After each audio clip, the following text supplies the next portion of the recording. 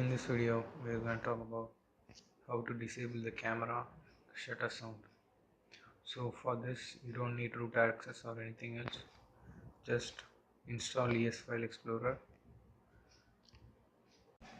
For this method to work correctly, you need to open ES File Explorer,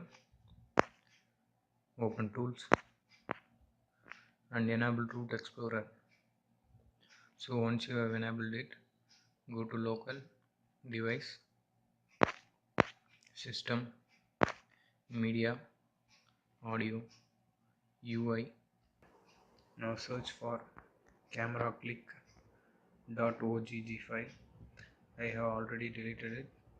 So if you find it, just select it and delete it.